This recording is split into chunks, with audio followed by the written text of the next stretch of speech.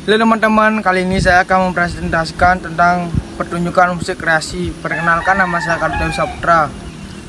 1. Perkembangan musik dari masa ke masa sebagai berikut. A. Zaman Yunani kuno dan Romawi kuno. Para ahli meyakini perkembangan musik di barat berawal dari musik Yunani dan Romawi kuno, yaitu pada tahun 500 SM sampai 300 SM.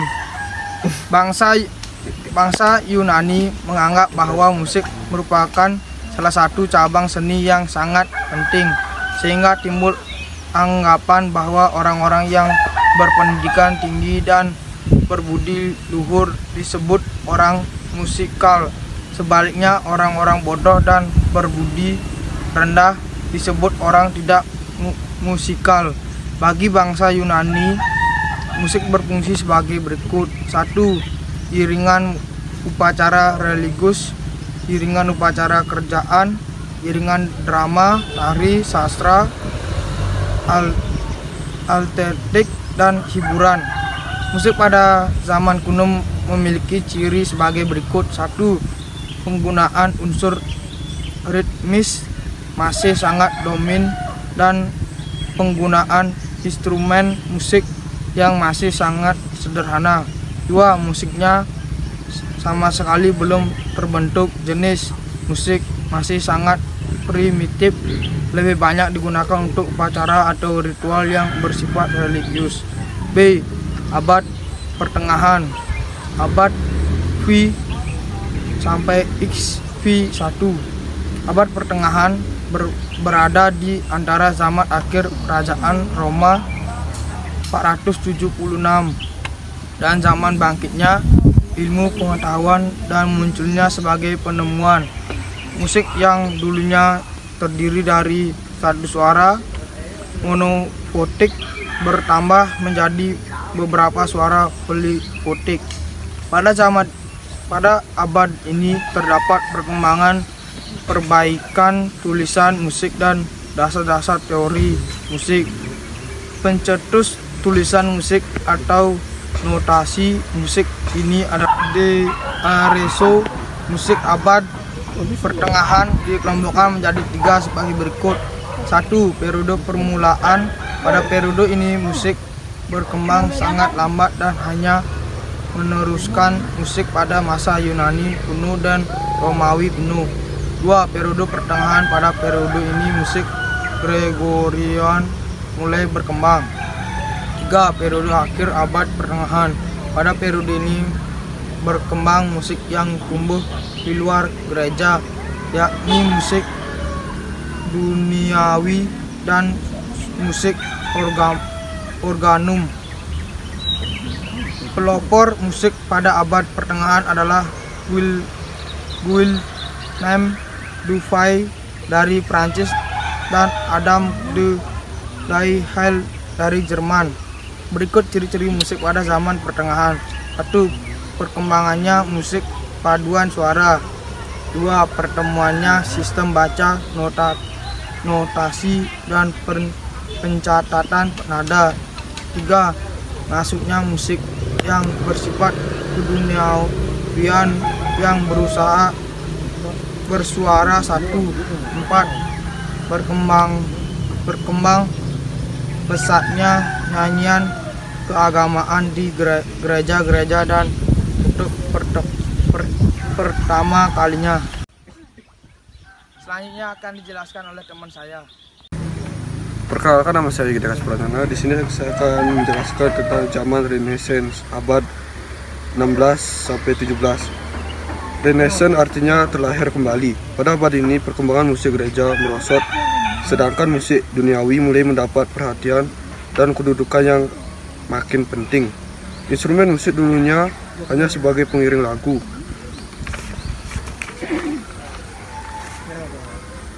Mulai dibuat komposisinya. Instrumen organ mendapat perhatian di Italia dan Jerman, sedangkan di Inggris lebih memperhatikan instrumen pendahulu piano yaitu virginal. Komponis terpenting abad Renaissance adalah Frescobaldi tahun 1583 sampai 1644 Italia. Scandit 1857 sampai 1654. Skateman 1595 sampai 1663 di Jerman, dan Bull 1563 sampai 1624 di Inggris. Opera mulai berkembang dengan menggunakan permainan solo sebuah instrumen, solistis, dan kor besar. D. Zaman Barok dan Rokoko. Barok dan Rokoko dipinjam dari dunia arsitektur. Kata barok berarti aneh, penuh hiasan rumit, terbelit-belit, berlebihan, serta memenuhi tempat dan wadah, baik sengan, tindakan, gerakan, bunyi, hiasan maupun warna. Kemajuan pada abad ini terdapat dua aliran yang sifatnya hampir sama. Pada aliran barok dan rokoko sama-sama menggunakan ornamentik, hiasan musik. Tetapi pada aliran barok memakai ornamentik yang diserahkan pada improvisasi spontan oleh pemain. Sedangkan pada rokoko semua otomatis dicatat. Masyarakat pada zaman barok tidak hanya melihat zaman klasik abad ke-18 sampai abad ke-19. Klasik dipinjam dari suatu bentuk jenis dalam dunia sastra yang memberi ciri-ciri ketaatan pada kaidah-kaidah formal bentuk dan struktur komposisi dalam mencapai keseimbangan dan kesempurnaan musik. Abad klasik diawali sepeninggal Beethoven and Handel sekitar tahun 1750. Berikut ciri-ciri musik zaman klasik. 1. Menggunakan peralihan dinamik crescendo atau descendo. 2. Perubahan-perubahan tempo dengan accelerando dan ritardando. 3. Pembatasan nada-nada hias atau otomatik. 4. Pemakaian aktor. Selanjutnya akan dilanjutkan oleh teman saya. Perkenalkan, nama saya Gede Subahu Putra. Saya dari kelas 12 IPB nomor absen 3. Di sini saya akan melanjutkan materi tentang zaman romantik. Zaman romantik abad 19 sampai awal abad 20.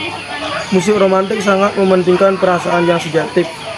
Musik bukan saja digunakan untuk mencapai keindahan nada-nada, tetapi dipergunakan untuk mengungkapkan perasaan, sehingga banyak menggunakan dinamik dan tempo. Sajian musiknya tidak menggunakan nada-nada hias kecuali trill. Berikut ciri-ciri musik romantik. 1. Menitik beratkan pada emosi yang terkesan sedikit berlebihan. 2. Penggunaan dinamik serta tempo musik secara optimal dan bervariasi. 3. Perasaan mulai melepaskan diri dari risiko akal manusia. Berikut komponis-komponis pada zaman romantik. 1. Ludwig van Beethoven dari Jerman. 2. Franz Peter Schubert dari Wina. 3.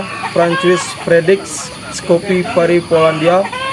4. Robert Alexander Schumann dari Jerman. 5. Johannes Brahms dari Jerman. G. Zaman peralihan abad 20. Sesungguhnya zaman kebersamaan romantik telah sesuai sepeninggal Wagner. Zaman setelah romantik bersifat membelakangi adat kebiasaan pada zaman romantik. Munculnya berbagai unsur gaya yang tegas menunjukkan arah pembaharuan yang berarti revolusi musik. Komponis zaman peralihan menuju modern di antara Cesar August Franz 1882 sampai 1890, Gustav Mahler 1860 sampai 1911, Peter Ilyich Tchaikovsky 1840 sampai 1895 dan Sergei Rachmaninoff 1873 sampai 1943. H. Zaman modern abad 20 sampai sekarang. Musik pada zaman modern tidak mengakui adanya hukum-hukum dan peraturan-peraturan karena kemajuan iptek yang semakin pesat dan berkembangnya globalisasi dunia yang juga berimbas di perkembangan musik dunia. Salah satu tujuan modernisme adalah emansipasi dan pembebasan dari keterbelaguan, keterikatan dasar, dan pembatasan. Berikut komponis-komponis pada zaman modern. 1. Claude Archil Debus dari Prancis. 2. Bella Bartok dari Hongaria. 3. Maurice Tevel dari Prancis. 4. Igor Fedorovinsky dari Rusia. 5. Edward Benjamin Britten dari Inggris. Perkembangan lagu menyesuaikan perkembangan musik pada waktu itu. Kebanyakan lagu-lagu dari zaman Yunani hingga zaman peralihan berorientasi klasik atau berbentuk seorisa dengan iringan musik orkestra. 2. Manajemen pertunjukan. Manajemen berasal dari kata to manage yang berasal dari merencanakan. Pada dasarnya ada 2 tujuan utama dalam mempelajari manajemen. Pertama, agar orang tahu kelompok dapat bekerja secara efisien. Maksudnya, mereka dapat bekerja dengan suatu cara atau metode sistematis sehingga segala sumber yang ada, tenaga, dana, dan peralatan dapat digunakan lebih baik. Dengan begitu akan tercapai hasil yang diharapkan. Dalam arti lain, efisien itu terjadi jika pengeluaran lebih kecil dari penghasilan atau hasil yang diperoleh lebih besar dari penggunaan sumber yang ada. Kedua, tujuan mempelajari manajemen agar dalam bekerja untuk melakukan usaha dapat dicapai ketenangan, kelancaran, dan kelangsungan usaha itu sendiri. Manajemen pertunjukan adalah proses merencanakan dan mengambil keputusan, mengorganisasikan, memimpin dan mengendalikan sumber daya manusia, keuangan, fisik, dan informasi yang berhubungan dengan pertujuan agar pertunjukan dapat melaksanakan dan lancar organisasi. Next, video akan dilanjutkan dengan teman saya. Swastiastu, perkenalkan nama saya Giri Sobrano dari kelas 12 BB. Kali ini saya akan membacakan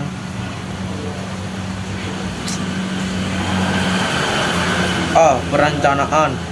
Dalam perencanaan ini, yang pertama dilakukan adalah menetapkan sasaran lalu memilih tindakan yang akan diambil dari berbagai alternatif yang ada.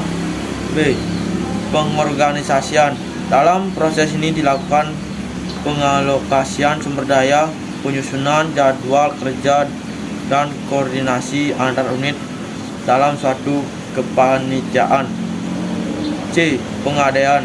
Pengadaan ini di sini berarti membandingkan perencanaan dengan realisasi, kemudian mengambil tindakan koreksi atas realisasi yang tidak sesuai dengan perencanaan. 3. Tahap pertunjukan musik. Beberapa tahapan dalam mempersiapkan pertunjukan atau pengelaran musik sebagai berikut. A. Menyusun panitia pertunjukan. Dalam kegiatan penggelaran seni musik, organisasi kepanitiaan memiliki tugas dan tanggung jawab untuk mewujudkan tujuan kegiatan, yaitu terlaksananya pergelaran seni musik sesuai dengan yang direncanakan. Orang dalam kepanitiaan juga harus memenuhi syarat dan kriteria yang ada sebagai berikut. 1. Menguasai bidang tugasnya. 2. Sanggup bekerja sama dan bekerja keras. 3. Siap untuk memimpin dan dipimpin. 4. Disiplin dan kreatif. 5. Berdedikasi dari loyalitas yang tinggi. B. Menentukan tema pertunjukan. Suatu kegiatan yang dilaksanakan tentu mempunyai maksud dan tujuan tersebut diungkapkan dalam sebuah tema, dan tema yang disampaikan harus sesuai dengan misinya. C. Menentukan jenis musik yang dipertunjukkan. Dalam menunjukkan jenis musik yang ditampilkan, tidak bisa lepas dari tema yang telah ditetapkan. Misalnya untuk tema peringatan Sumpah Pemuda atau Hari Pahlawan, maka jenis lagu yang sesuai adalah berbagai macam lagu daerah atau perjuangan. D. Menentukan sumber dana. Dana yang dipergunakan untuk pergelaran tersebut harus jelas, baik jumlah atau sumber dana tersebut. Apakah dana tersebut diperoleh dari sekolah, iuran siswa, atau melalui sponsor. Perlu diingat bahwa segala kegiatan pasti memerlukan dana. Oleh karena itu, dalam menetapkan anggaran harus melihat besar kecilnya kegiatan tersebut. E. Menentukan waktu dan tempat pergelaran. Waktu dan tempat pelaksanaan penggelaran ditentukan dengan banyak pertimbangan agar dapat berjalan sesuai tujuan. Adapun tempat pergelaran dapat dilaksanakan di dalam maupun di luar ruangan. Hal tersebut disesuaikan dengan keadaan sekolah. Sebelum melaksanakan pertunjukan perlu perencanaan yang baik.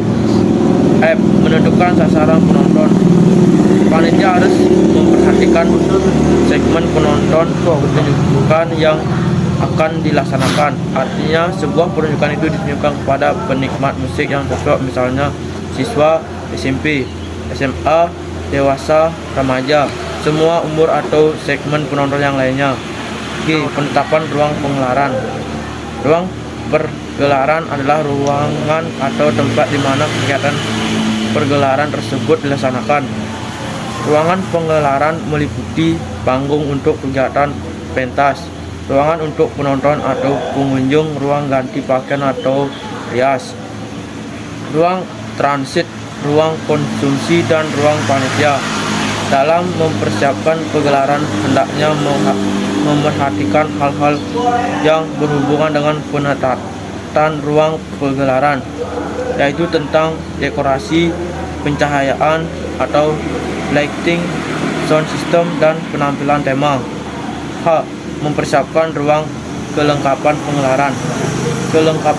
Kelengkapan yang harus ada pada kegiatan penggelaran musik antara lain peralatan musik, partitur musik, rak untuk menyanyi, sound system, dan kostum pemain.